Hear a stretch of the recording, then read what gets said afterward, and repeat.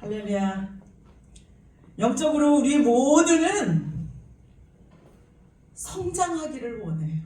성장한다는 것은 무엇이냐면은 하나님 사람이 된다는 것이죠. 그냥 무턱대고 성장하는 게 아니에요. 그러한 모형이 있어야 되겠죠?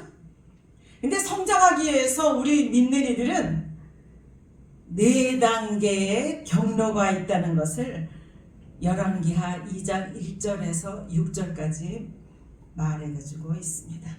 그것은 길갈을 떠나서 베델에 이르고 또한 베델에서 여리고로, 여리고에서 요단에 이르는 4단계의 장소를 통과함으로써 시대가 바뀐다는 것을 말해주고 있습니다.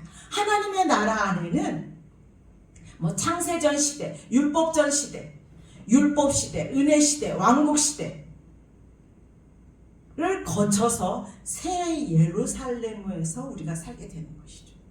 천당이 아니라 천당은 그냥 하늘에 있다는 것이죠. 근데 정확하게 말씀드리면 우리가 새 예루살렘 안에서 마지막에는 살게 되는 것입니다.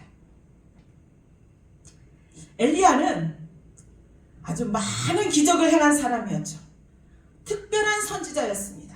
그래서 하나님의 그 능력으로 과부의 아들을 살리기도 하고 또한 성령의 불로 하늘로부터 내려서 재물을 불살랐죠. 재물을 불살랐다는 것은 신약에 와서 우리의 재성과 독성과 악성, 속건재물과 속죄재물을 말하고 있는 것이죠. 또한 하늘에서 비가 내리기도 했는데 그것은 우리 신약에 와서는 우리의 갈급한 마음, 굳은 마음 이런 곳에 성령의 비가 내리도록 기도를 한 것이죠. 그리고 2번이나 하늘로부터 불을 내려서 아하시아 왕이 보낸 군사들을 불사르기도 했습니다. 우리는 성령의 능력, 성령의 불로 인해서 악한 원수 마귀도 대적하고 불살라버릴 수 있는 거예요. 우리가 기도한다고 그냥 되는 것이 아니라 성령의 불이 임해야지 되는 것이죠. 성령의 불로 역사가 이루어질 때에 엘리야와 같이 모든 사역을 할 수가 있는 것입니다. 그러나 엘리야는 이런 기적을 행하였기 때문에 특별한 선지자라고 말하는 것은 아닙니다. 엘리야가 하나님께 특별한 선지자였던 것은 기도의 사람이었어요. 기도. 엘리야는 모든 일을 기도 안에서 또한 기도를 통해서 모든 일을 행하였던 것이죠. 기도는 엘리야에게 있어서 능력의 원천이 되었던 것입니다. 또 선지자로서 선지자는 하나님의 것을 받아서 우리에게 주는 것이잖아요. 그렇기 때문에 선지자로서 하나님의 위임을 수행하는 비결이 되었던 것입니다.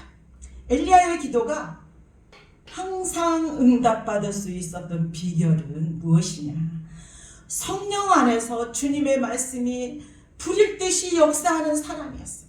그 말씀이 우리 안에서 역사함으로 인해서 그 말씀을 선포할 때 생명의 능력으로, 치료의 능력으로, 구원의 능력으로, 회복의 능력으로 역사하게 되는 것이죠. 그래서 엘리야는 언제나 하나님의 뜻대로 기도하는 사람이었습니다. 주님의 말씀이 불일 듯이 일어난다는 것은 친구라는 거예요. 주님과 친구로서 담대한 믿음의 근원이었죠. 그래서 엘리야는 항상 주님께 간절히 기도하는 사람이었어요. 간절히 기도한다고 소리만 쳐. 저도 옛날에는 어려서부터 아기 때서부터 산에서 기도를 많이 했는데 좀 어느 때 제가 좀 어느 때 독립하고 나서는 삼각산에 가서 기도하고 능력봉까지 올라가서 기도하고 그랬습니다. 근데 몰라서 이제 그거는 하나의 불을 일으키기 위해서 하는 하나의 과정이었지만 골방 기도, 하나님께서 원하시는 것은 산에 있든지 집에 있든지 골방 기도, 주님과의 은밀한 기도를 원하시는 거예요. 근데 그때는 제가 몰랐죠. 그래서 막 산에 가서 그냥 마음껏 부르짖고 그랬습니다. 엘리야는 기도할 때 어떠한 마음으로 기도하냐? 마음을 다해서 뜻을 다하고 힘을 다해서 기도하는 사람이었어요. 아버지의 뜻을 구하는 사람이었습니다. 이것이 엘리야로 하여금 특별한 선지자가 되게 하였던 것입니다. 제자들이 예수님께 우리는 왜 귀신을 내어쫓지 못하고 있는 것이죠? 하고 물을 때 기도 외에는 다른 것으로는 이런 유가 나갈 수 없다. 이런 유가 나갈 수 없다는 것은 무엇이냐? 여러 가지로 역사하는 더러운 영, 악한 영, 이러한 영들을 말하고 있는 것입니다. 그래서 능력의 기도는 귀신들도 꼼짝하지 못하는 것입니다. 우리가 성경을 아무리 많이 안다고 해도 기도하지 아니하면 말씀의 능력이 나타나지 않아요. 경건의 능력이 나타나지 않습니다. 예를 들어서 아무리 좋은 차가 있다 하더라도 기름이 안 들어가면 달려갈 수 없는 것과 똑같은 거예요. 본문에서 말하고자 하는 중요한 교훈은 엘리야같이 하늘로 들림을 받거나 또한 엘리사처럼 거두신 성령을 입으려면은 4단계의 노정을 거쳐야지 시대가 바뀔 수 있다는 것입니다. 첫 번째 어디를 이르렀어요? 길갈에 이르렀잖아요. 길갈은 무엇이냐? 구르다라는 뜻을 가지고 있습니다.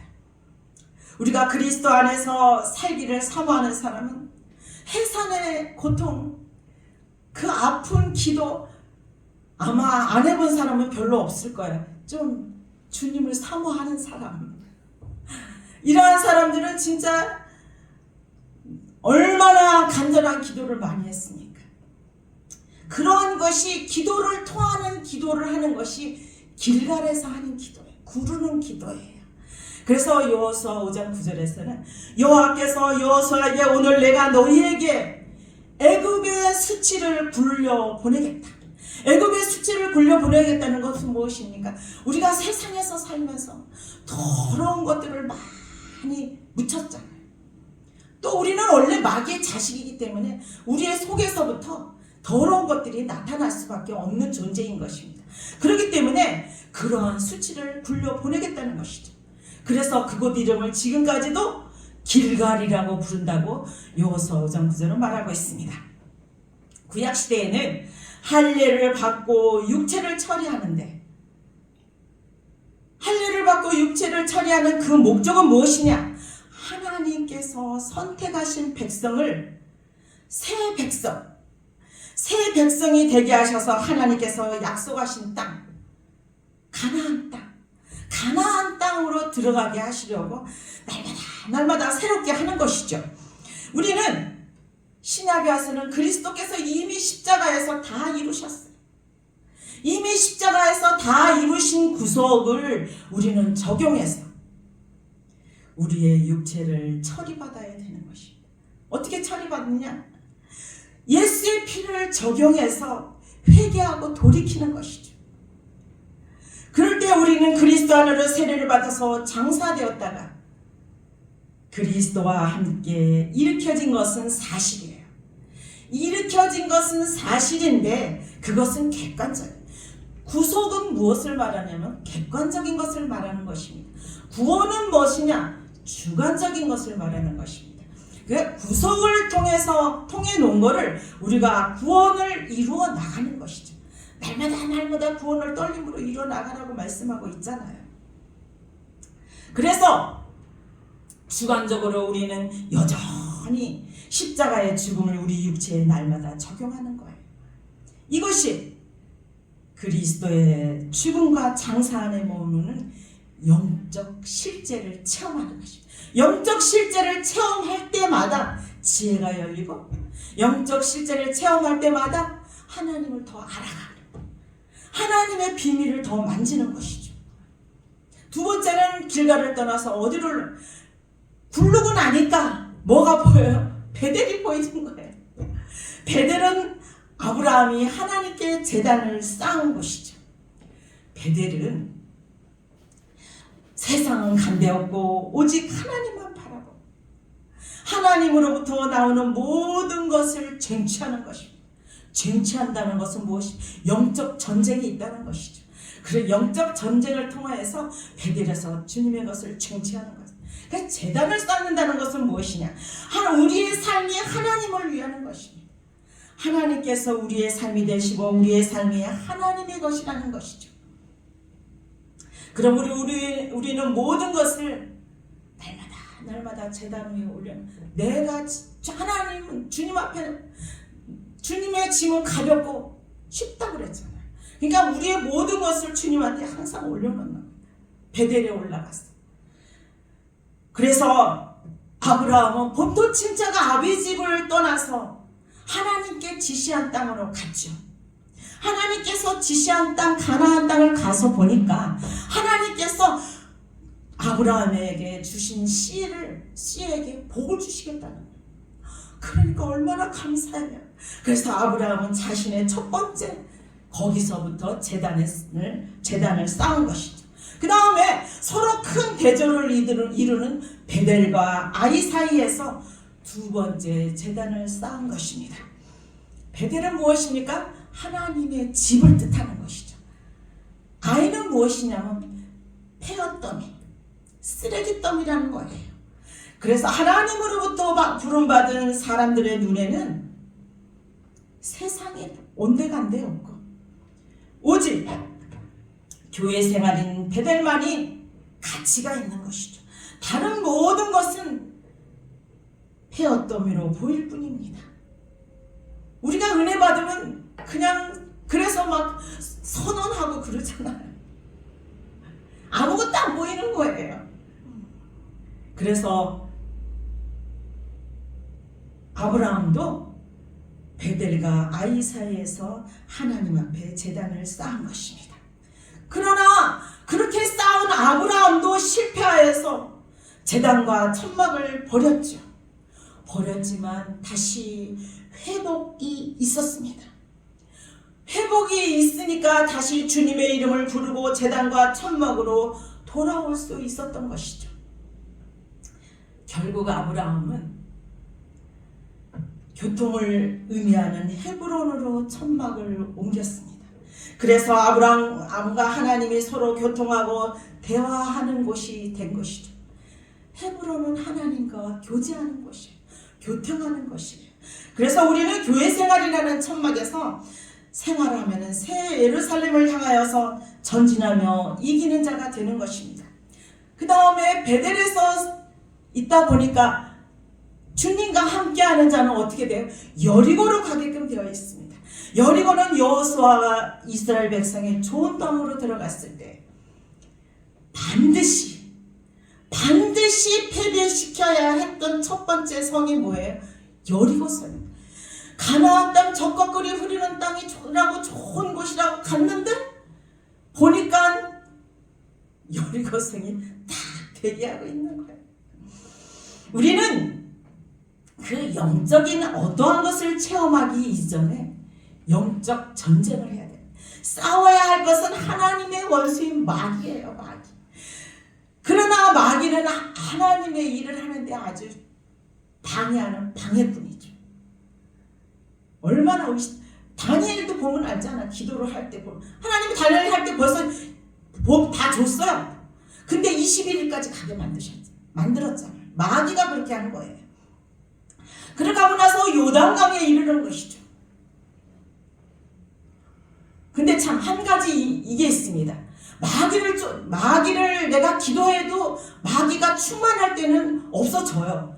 그렇지만 우리가 입으로 시인하는 게 중요합니다. 예를 들어서 말씀을 듣지 못하게 하는 악한 영은 예수의 이름으로 떠나갈지어다 하고 선포하고 명령하는 게 굉장히 중요합니다. 그럴 때 마귀가 떠나가는 거예요. 마귀가 예를 들어서 안 떠나갈 때까지 맨 처음에는 안 떠나가요. 맨 처음에는 야 이거 봐라. 이제 마귀도 우리를 가지고 놉니다. 맨 처음에는. 그렇지만 예수의 이름을 가지고 담대하게 계속 하면은 그 마귀도 못 견뎌서 떠나가게끔 되어 있습니다. 그러다 보면은 시간이 짧아지게끔 되어 있어요. 그 다음에 요단에 이르는데 예수님께서 세례받은 곳이죠. 요단은 예수님께서 세례받았다는, 세례받은 것은 무엇이냐? 나는 죽었다는 거예요. 나는 죽어지고 내 안에 누가? 주님만이 계신다는 것이죠. 역사하신다는 것이죠. 그래서 엘리야는 요단강을 건너기 위해 자기의 겉옷으로 물을 쳤어요. 이 겉옷은 무엇을 말하냐? 외재적인 능력을 예표하고 있습니다. 능력의 영께서 죽음의 강을 처리함으로 인해서 엘리야와 엘리사가 죽음의 강을 건널 수 있는 길이 열린 것입니다. 요단이 건널 때 물이 넘실넘실 했잖아요. 사람의 눈으로 볼 때는 도저히 건너갈 수가 없었어요. 근데 믿음의 눈으로 말씀을 가지고 한 발 디딜 때 역사가 이루어졌잖아요. 그래서 믿음이 중요한 거지.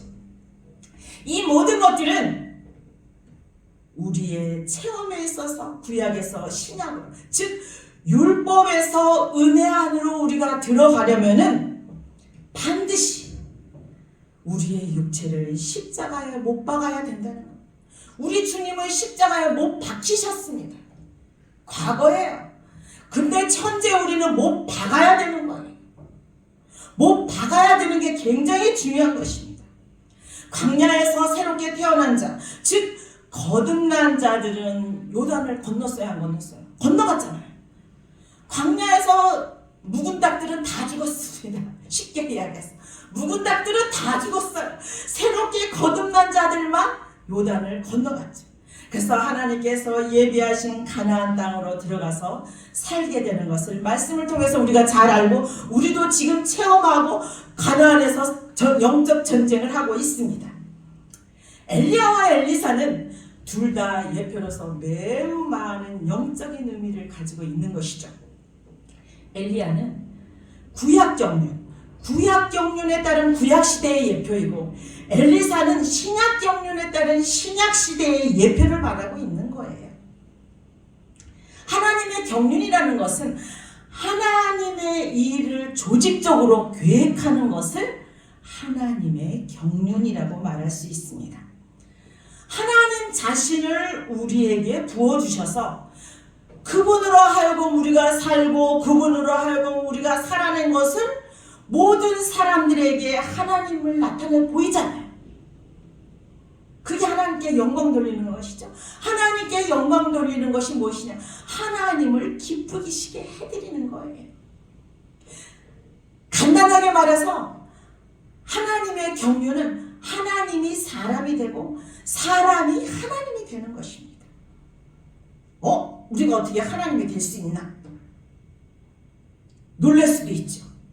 그것은 하나님의 그 신격에서는 아니지만 하나님의 그 생명과 하나님의 그 본성과 하나님의 기능과 하나님의 그 표현에서 하나님이 된다는 거예요. 맞죠? 우리의 하나님의 모습이 나타나잖아요. 즉 하나님의 DNA를 취함으로 인해서 우리가 하나님의 아들이 됐잖아요. 하나님의 아들이 되고 하나님의 맏아들이 되고 하나님의 모든 것을 상속받을 수 있는 자들인 것입니다. 그거는 하나의 과정. 성장하면 성장할수록 맏아들이 되고 상속자가 되는 것입니다.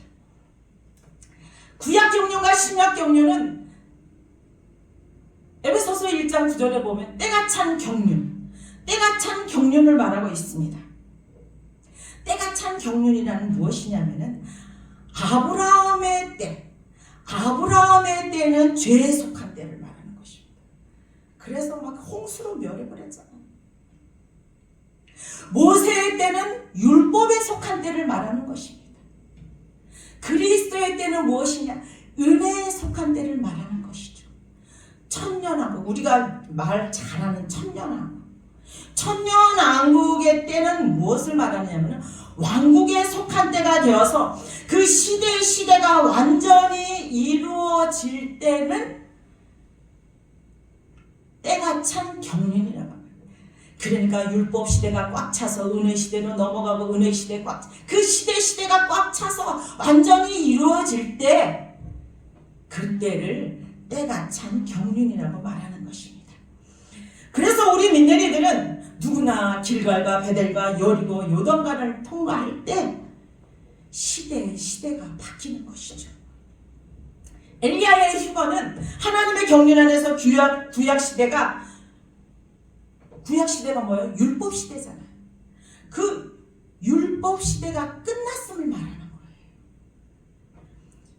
휴거는 무엇이냐? 엘리야가 구름 타고 올라갔잖아요. 휴거는 무엇이냐? 부활 생명. 하나님과 생명 주는 영으로 살 수 있는 것. 부활하는 생명만이 우리에게 생명 주는 영으로 살게끔 하는 거예요. 그렇기 때문에 율법의 마침이 되신 그리스도 안에서, 즉 은혜 안에서 살아가는 자들인 것입니다. 엘리사는 마태복음 누가복음에서 은혜로운 많은 것들을 행하신 예수님과 비슷한 방식으로 행하는 것을 볼 수 있습니다. 우리 예수님은 3년 반 동안 제자들을 길갈에서 육체를 처리하도록 하시고, 또한 베델에서 세상을 버리도록 인도하시고, 여리고에서 원수마귀의 머리에 사탄을 패배시키도록 제자들을 그때마다 이끌으시고, 그게 사역자들이 하는 일이에요. 결국은 우리 예수님은 제자들을 어디로 데리고 왔습니까? 요단강으로 데려오신 것을 우리가 볼 수가 있습니다. 어디에서 볼 수 있느냐? 사도행전 1장에서 보면은 열흘 동안 마음과 뜻과 힘을 다하여서 주님 안에서 하나가 되어서 120명이 합심하여서 모두 요단으로 인도되어서 그리스도와 함께 죽고 그리스도와 함께 장사된 것을 우리가 볼 수 있습니다. 길갈과 베델과 여리고와 요단을 통해서 제자들은 엘리야의 겉옷을 받을 수 있는 위치에 서게 되었던 것입니다. 그런 다음에 어떤 일이 일어났습니까? 사도행전 2장 1절에서 4절까지 보면 오순절날에 능력의 영이 임했잖아요. 우리 믿는 이들은 우리 주님을 길갈에서 베델로, 베델에서 여리고로, 여리고에서 요단으로 따르는 자들인 것입니다. 처음에 예수 믿고 기도하면 외재적인 능력을 받아요. 외재적인 능력을 받아서 방언도 하고 신의 은사도 터지고 여러 가지 은사를 받게 되죠. 그러나 이 내재적인 생명의 은사는 단계를 거치지 아니하고는, 내가 파쇄되지 아니하고는 새롭게 변화되어 성장하지 않는 것입니다. 그렇기 때문에 날마다 우리는 십자가 안에서 그럼 바울도 그래서 날마다 자기는 죽는다는 거예요. 그 십자가 안에서 죽지 않으면 우리는 성장할 수가 없는 거예요. 그래서 이 모든 단계들을 거쳐서 우리는 새로운 시대인 신약시대, 즉 그리스도께서 은혜로운 일들을 행하시는 시대 안으로 들어가서 생활하는 귀한 성도들이 되기를 주님의 이름으로 축원합니다. 할렐루야.